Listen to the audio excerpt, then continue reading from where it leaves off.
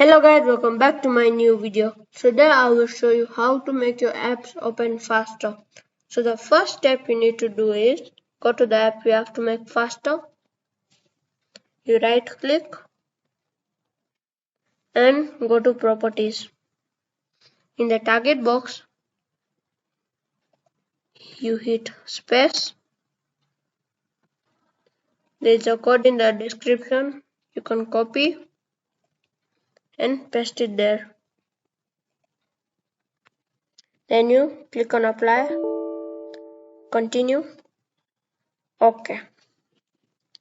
So now let's try.